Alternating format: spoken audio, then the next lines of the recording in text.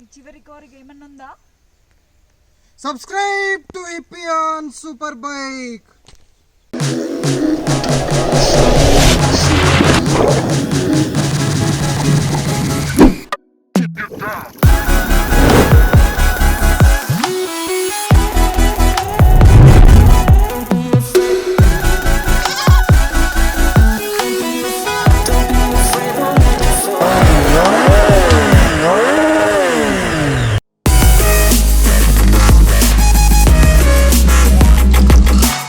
Hello IPS, welcome back to the channel.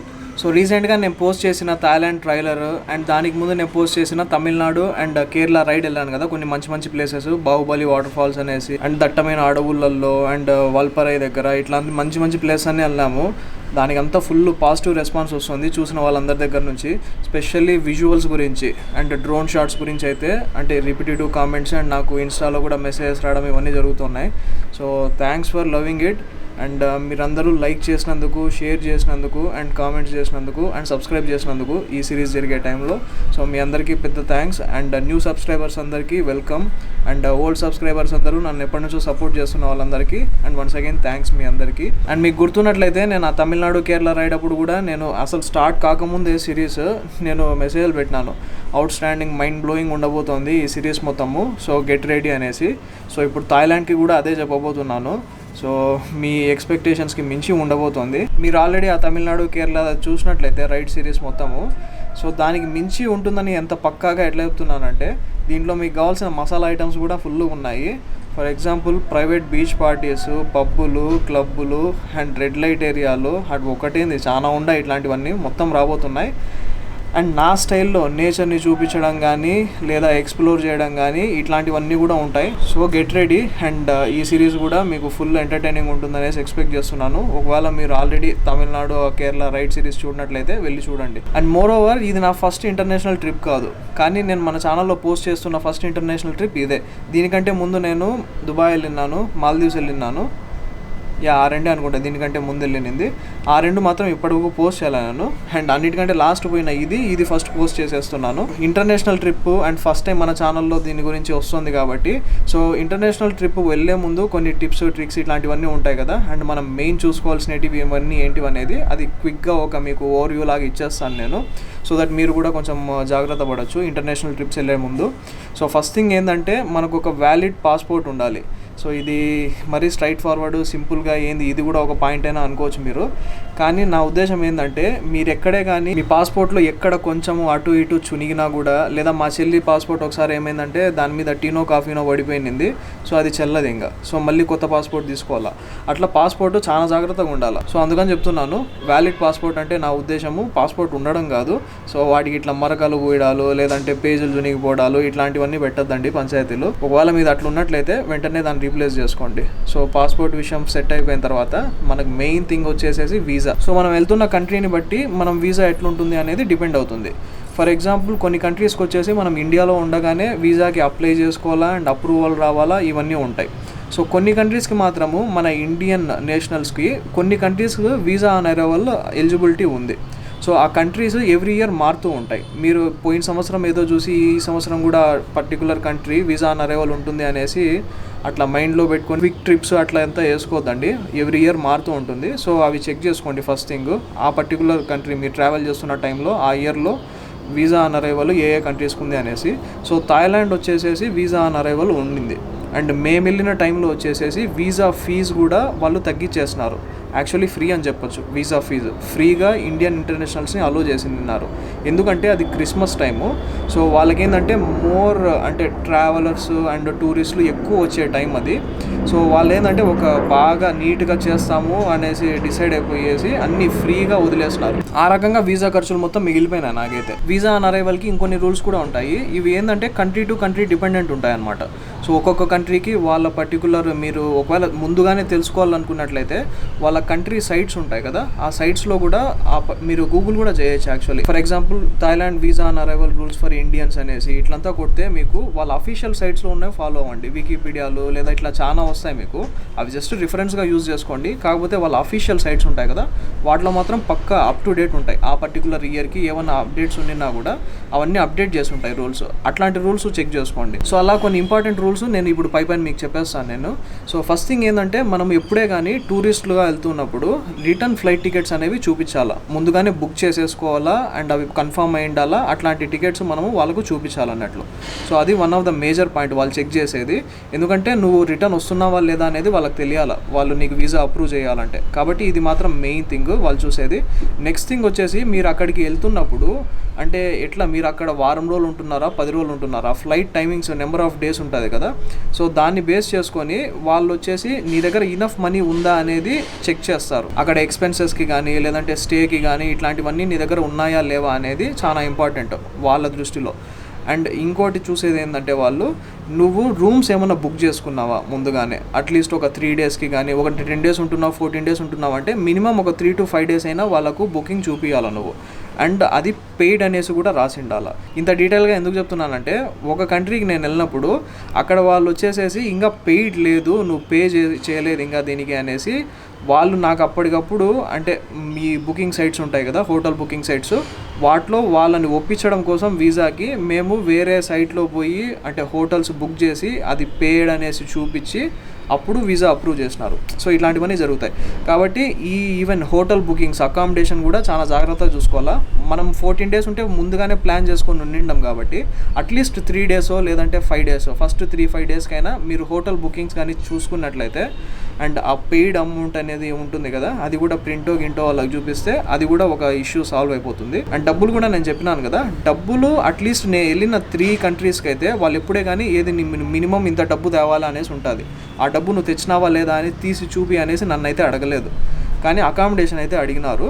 But ఇది అడగరు అని కూడా ఏం లేదు, వాళ్ళ రూల్స్ ప్రకారము అడిగినా అడగచ్చు. కాబట్టి మీరు కొంచెం ప్రిపేర్డ్గా ఉంటే మంచిది. అంటే ఆ పర్టికులర్ కంట్రీ కరెన్సీ ఉంటుంది కదా, అది మీరు ముందుగానే ఎక్స్చేంజ్ చేసుకొని, అయితే US డాలర్స్, కొన్ని కంట్రీస్ ఏమైపోతుందంటే వాళ్ళు US డాలర్స్ అయినా యాక్సెప్ట్ చేస్తారు వాళ్ళ లోకల్ కరెన్సీనే కాకుండా. అయితే వాళ్ళ కరెన్సీలో తీసుకోండి మీరు. అంటే డబ్బులు మనం ఇండియన్ కరెన్సీ టు వాళ్ళ కరెన్సీ అంటే కన్వర్ట్ చేసినప్పుడు ఏది తక్కువ లాస్ వస్తుంది మీకు అనేది. ఫర్ ఎగ్జాంపుల్ నేను థాయిలాండ్ కరెన్సీకి నేను చేసుకున్నట్లయితే కన్వర్షన్, నాకు ఇంకొంచెం ఎక్కువ డబ్బు లాస్ అయ్యిండేది. సో US డాలర్స్ అయితే చాలా మంది చేస్తారు, చాలా మంది కన్వర్షన్ రేటు ఇవన్నీ అంటే పోటీ కాబట్టి వాళ్ళు కొంచెం తక్కువ లాస్కే నాకు వచ్చేసింది US కరెన్సీ. ఇట్లంతా మీరు కొంచెం చూసుకొని ఉండాలి. మీరు వెళ్తున్న కంట్రీలో ఆ లోకల్ కరెన్సీ మాత్రమే అలో చేస్తున్నారా లేదంటే ఈవెన్ US డాలర్స్ కూడా చేస్తున్నారా, ఇట్లాంటివన్నీ ఒక స్టడీ చేసి దాన్ని బేస్ చేసుకొని మీరు కరెన్సీ అక్కడికి కొంచెం డబ్బులు అయితే తీసుకొని పోవాలి, మినిమం అయితే తీసుకొని పోవాలి. సో ఇవి కొన్ని మెయిన్ రూల్స్ మీకు వీసా ఆన్ అరైవల్ గురించి నేను చెప్పదలుచుకునింది. అండ్ ఇంకా కరెన్సీ కన్వర్షన్ టాపిక్ కూడా వచ్చింది కాబట్టి, నేను మాల్దీవ్స్కి వెళ్ళినప్పుడు ముతూట్ ఫైనాన్స్లో వాళ్ళ దగ్గర కన్వర్షన్ చేసుకున్నాను US డాలర్స్ ఇదంతా. అండ్ థాయిలాండ్ వెళ్ళినప్పుడు యాక్చువల్లీ లోకల్ ఉంటుంది కదా, ఇట్లాంటి ముత్తూట్ ఇట్లాంటివన్నీ ఎస్టాబ్లిష్డ్ ఏం కాకోకుండా లోకల్లో ఇంకొంచెం చీపు కొన్నింది నాకు, అంటే మనీ వేస్టేజ్ అంతా. సో అక్కడ తీసుకున్నాం మేము. సో అది మ్యాటర్. ఇకపోతే నేను థాయిలాండ్ వెళ్ళడానికి మెయిన్ రీజన్ వచ్చేసి నా ఫ్రెండ్ చంద్రశేఖర్ పటేల్ అనేసి. సో జస్ట్ థాయిలాండ్ వెళ్ళే 1 month ముందే అనుకుంటా నేను రాజస్థాన్ రైడ్ కంప్లీట్ చేసేసి వచ్చిన్నాను. సో అప్పుడు ఇమీడియట్లీ ఇంకెక్కడికైనా ట్రిప్ వేయాలని అట్లా నాకు ఉన్నింది మైండ్లో. సో మా వాడు ఫోన్ చేసి ఏరా న్యూ ఇయర్కి ప్లాన్స్ ఏంది అనేసి అడిగితే ఏం అనుకోలేదురా అది అనేసి చెప్తుంటే అప్పుడు ఆ డిస్కషన్లో స్టార్ట్ అయింది థాయిలాండ్ పోదామా అనేసి. సో దానికి ఎక్కువ నేనైతే పెద్ద ఆలోచించలేదు. అంటే వెంటనే చాలా క్విక్ టైంలో డెసిషన్ తీసేసుకున్నాం. అంటే ఈజీ కూడా అయిపోయింది నాకు డెసిషన్ తీసుకోవడము. అది ఎందుకు అంటే మా వాడు ఉన్నాడు కదా, వానికి థాయిలాండ్ కొట్టిన పిండి. ఎందుకంటున్నా అంటే మా వాడు వచ్చేసి ఆఫీస్ వర్క్స్ మీద అంతా థాయిలాండ్కి చాలాసార్లు వెళ్ళిన ట్రిప్. వాడు ఈ సౌత్ ఈస్ట్ ఏషియా కంట్రీస్ ఉంటాయి కదా, అట్లా చాలా కంట్రీస్ తిరిగినాడు. వియట్నాము, తర్వాత ఫిలిప్పీన్స్, తర్వాత తను ఉండేది కూడా సింగపూర్లో. సో తనకేమో థాయిలాండ్లో కొన్ని మంత్స్ ఉన్నాడు యాక్చువల్లీ. సో వాడికి అంతా బాగా తెలుసు కాబట్టి నేను ఎక్కువ అంటే మైండ్ అబ్బాయి ఎక్కడికి వెళ్ళాలి, ఎట్లా వెళ్ళాలి ఇట్లాంటివన్నీ ఎక్కువ థింక్ చేయాల్సిన అవసరం రాలేదు. వాడు మొత్తం తెలుసు కాబట్టి కొంచెం ఈజీగానే ఉంటుందిలే, ఎక్కువ ప్రిపరేషన్ ఇట్లంతా లేకుండా తొందరగా వెళ్ళిపోయేసి వచ్చేయచ్చు. ఒక 10 days ట్రిప్ అట్లా వేసినట్లయితే మొత్తం సెట్ అయిపోతుందిలే అనేసి అనుకున్నాము. సో అది ఆరిజిన్, ఈ పర్టికులర్ ట్రిప్ స్టార్ట్ అవ్వడానికి మెయిన్ రీజన్ తను. కాకపోతే మా వాడు ఏంటంటే బ్యాంకాక్లోనే ఎక్కువ ఉన్నాడు.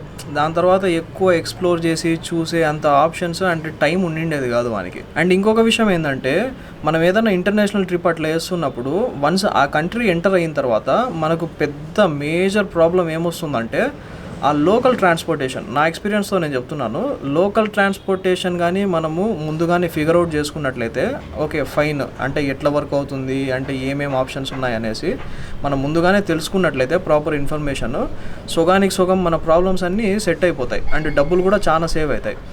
సో ఇది చాలా major issue actually. And Thailand విషయంలో నేను అసలు ఇది పట్టించుకోలేదు, ఎందుకంటే ఆల్రెడీ చెప్పినాను కదా, మా వాడు అక్కడనే చాలా మంచి ఉండి అట్లంతా ఉన్నాడు కాబట్టి వానికి క్యాబ్స్ గురించి తెలుసు, క్యాబ్స్ రిలేటెడ్ యాప్స్, మనకేమన్నా యాప్స్ ఉంటాయి కదా యాప్స్, అండ్ వాటిలో ఉన్న ఈవెన్ కూపన్ కోడ్స్ గురించి తెలుసు, మెట్రోస్ ఎట్లా పోవాలి ఏంది అని తెలుసు, ఏరియాస్ తెలుసు, బస్ స్టాండులు తెలుసు, ఆటో రిక్షాలు తెలుసు, ప్రతి ఒక్కటి తెలుసు వానికి లోకల్ ట్రాన్స్పోర్టేషన్ విషయంలో.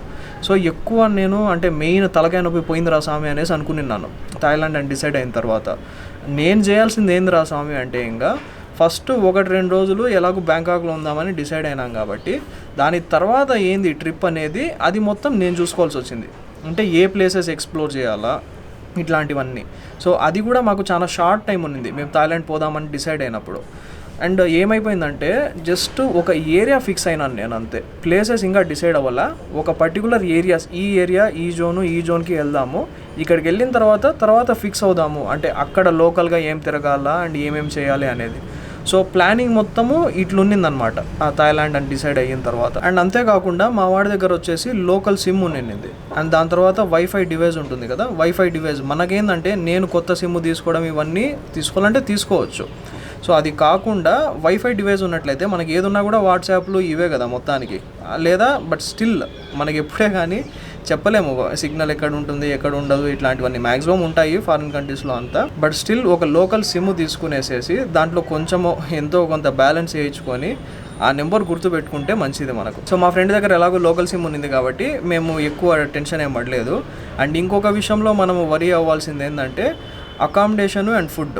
లోకల్ ట్రాన్స్పోర్టేషన్ తర్వాత కొంచెం ఏమన్నా టెన్షన్ పడాల్సింది ఈ 2 విషయాలు. కాకపోతే వీటికి అట్లీస్ట్ ఆల్టర్నేట్ ఉంటుంది. మనం అకామిడేషన్ వచ్చేసి మన ఊర్లో ఉన్నప్పుడే మనం ఏదో ఒక వెబ్సైట్లోనో దేంట్లోనో చెక్ చేయొచ్చు ఏ రూమ్స్ ఎట్లా అనేది. కానీ లోకల్ ట్రాన్స్పోర్టేషన్ అంత proper details and correct details ఉండవు. ఒక్కడు ఏందేందో రాసేసి ఉంటాడు, అది వ్యాలిడా అంటే ఈ రోజుకి అది వ్యాలిడా లేదా అనేది తెలియదు. 2 years బ్యాక్ ఇన్ఫర్మేషన్ అట్లంతా ఉంటుంది. అండ్ ఫుడ్ విషయానికి వచ్చేసరికి మనం వెళ్తున్న కంట్రీస్ని బట్టి మనం కొంచెం జాగ్రత్తగా ఉండాలి బేసిక్గా. మీకు తెలియదు ఏముంది, ఇప్పుడు మన వాళ్ళు చైనా వీళ్ళందరూ ఈ నా కొడుకులు ఏది కనపడితే అది తినిపాడు దొబ్బుతారు. సో అట్లాంటి కంట్రీస్ కొన్ని ఉంటాయి. అండ్ థాయిలాండ్లో కూడా ఇంచుమించు అట్లనే ఉంటుంది, ఏది పడితే అది తింటారు. సో మన సైడ్ నుంచి మనం ఏమన్నా కొంచెము రెడీమేడ్ ఫుడ్స్ లేదంటే ఇట్లా ఏమన్నా తీసుకెళ్లాలా లేదా అనేది అది కూడా కొంచెము జాగ్రత్తగా మీరు ముందుగానే ప్లాన్ చేసుకుంటే, అంటే ఏదన్నా ఎమర్జెన్సీ సిచ్యువేషన్స్కి వాటికి ఇట్లాంటివన్నీ అంటే ప్యాక్డ్ ఫుడ్స్ అట్లా ఏమన్నా ఉంటాయి కదా, అట్లా కొన్ని కంట్రీస్ అలో చేస్తారు. సో అది కూడా మీరు చూసుకొని ఒకవేళ అలో చేసినట్లయితే అవి కూడా తీసుకెళ్తే మంచిది. ఈ విషయం గురించి ఇంకా ఇంతతో స్టాప్ చేసేసి ఇంకా మన జర్నీ గురించి వీటి గురించి మాట్లాడుకుందాం. బేసిక్గా మనం ఏ టైప్ అంటే ఏదే కానీ లాస్ట్ మినిట్ వచ్చేదాకా పనులు చేయము, జరగము, కదలము. ఆల్మోస్ట్ ఇంకా 1 minute లేట్ అయినా కూడా మనం అలో చేయరు, దొబ్బేయమంటారు అనే టైం వచ్చేదాకా నేను ఇంకా స్టార్ట్ కాలేదు ఫుల్ ప్యాక్ చేసుకొని. అది కూడా ఆ ట్రాలీ అంతా తీసుకొని నా బైక్ డామినార్ మీద ట్యాంక్ మీద వేసుకొని వెనకాల నా తమ్ముడిని వేసుకొని పోతా ఉన్నాను ఇంకా ఎయిర్పోర్ట్కి. అండ్ ముందు రోజు అసలు పెట్రోల్ పట్టించినానా లేదా పెట్రోల్ ఉందా ఎయిర్పోర్ట్ దాకా పోయే కానీ కూడా పట్టించుకోలేను నేను. దారిలో పోయేటప్పుడు అర్థమైపోయింది సిచ్యువేషన్. సో వెంటనే పెట్రోల్ బంక్లోకి పోయి అది ఫ్యూయల్ పట్టించేసేసి ఇంకా హడావిడిగా ఇంకా ఎయిర్పోర్ట్కి అయితే రీచ్ అయ్యాను. రీచ్ అయిన తర్వాత ఉరుగులు పరుగులు మొత్తానికి అలో చేస్తారా లేదా, లేట్ అయిపోయిందా, ఇట్లాంటివన్నీ. సో వన్స్ అలో చేసిన తర్వాత సెక్యూరిటీ చెక్స్ ఇవన్నీ అయిపోయిన తర్వాత ఫ్లైట్ ఎక్కేసి వెంటనే పోయి హైదరాబాద్లో దిగేసినాను. మీరు విన్నది కరెక్టే, హైదరాబాద్ వెళ్ళాను నేను. సో ఎందుకంటే బెంగళూరు నుంచి డైరెక్ట్ ఫ్లైట్ థాయిలాండ్ బ్యాంకాక్ వచ్చేసేసి 25,000 ఏమో ఉండింది చిల్లర సంథింగ్.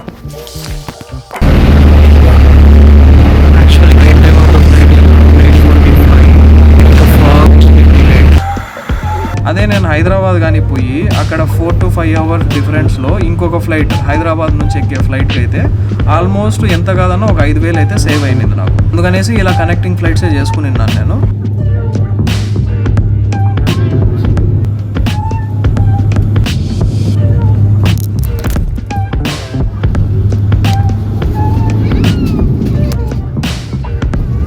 హైదరాబాద్లో 4-5 అవర్స్లో అట్లా బయటికి వెళ్ళేసి మా చెల్లి కూడా వచ్చింది ఎయిర్పోర్ట్ దగ్గరికి.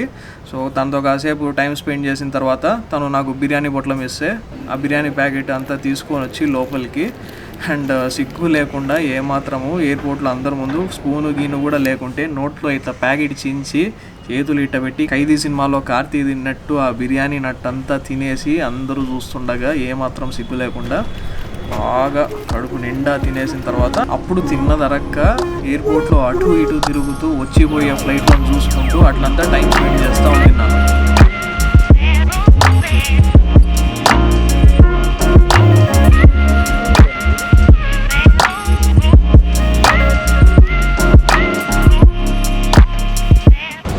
Hello guys, welcome back to my channel.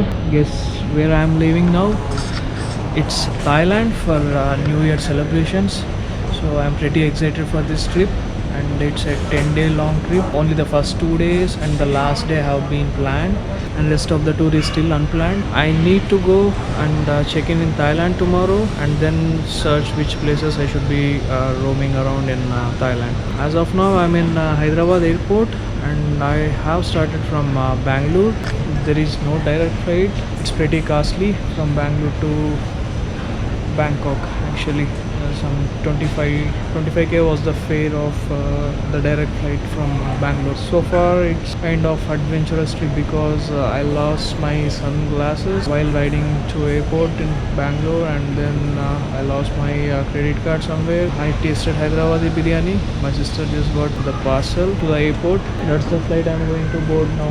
Actually I haven't planned so well for this trip, but I wish everything turns out well. One of the few things which I don't like being in Bangalore is if you want to travel somewhere abroad or somewhere, the flight fares are too high. I'm about to board and the flight is gonna start in some time. I'll keep you updated what's happening in Thailand. Please watch my Instagram for more stories.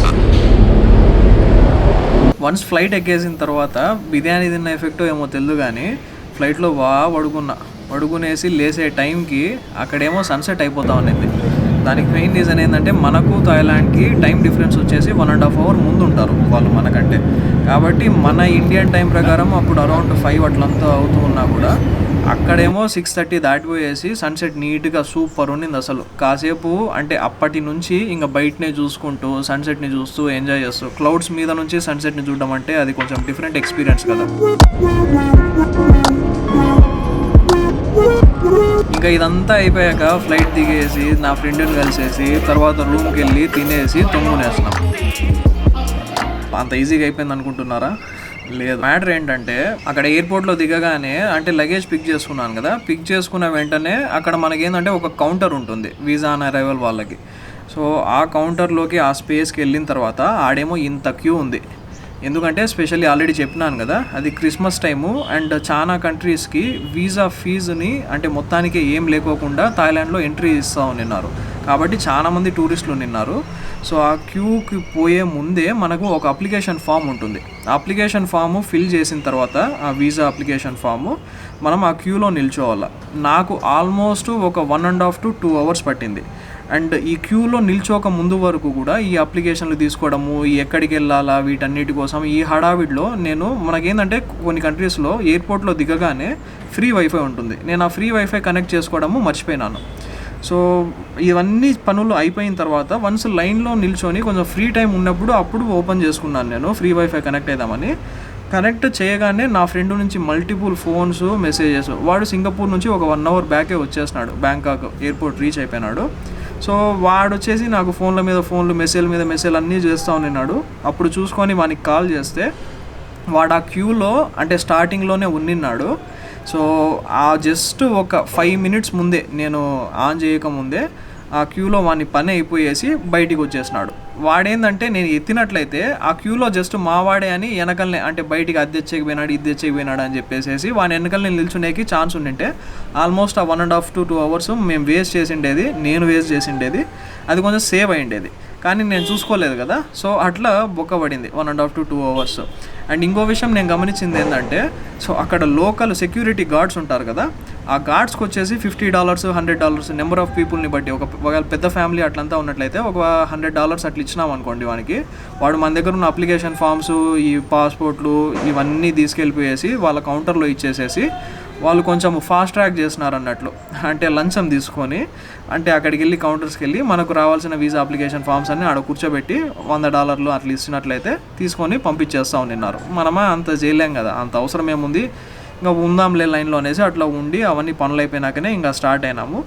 దాని తర్వాత మేము తీసుకున్న room కూడా, మా వాడు ఎప్పుడు బ్యాంకాక్లో ఉన్నా కూడా తను ఉండేది అక్కడే, స్టే చేసేది రూము, తెలిసిన ఏరియా కాబట్టి డైరెక్ట్ అక్కడికి వెళ్ళిపోయేసి స్టే చేసేసి ఇంకా ఆ రోజు నైట్ ఎక్కువ టైం ఏమి అంటే స్పెండ్ చేయలేదు మేము, అంటే బయట తిరగడానికి అంతా, ఎందుకంటే ఆల్రెడీ 11 దాటేసింది మేము రూమ్ రీచ్ అయ్యే టైంకి. ఆ టైంలో జస్ట్ హోటల్ ఎదురుకున్న రెస్టారెంట్లోనే ఫుడ్ తినేసేసి నెక్స్ట్ డేకి ఇంకా ప్రిపరేషన్ స్టార్ట్ అయినాం, ఎక్కడికి వెళ్ళాలి ఏంది అనేది.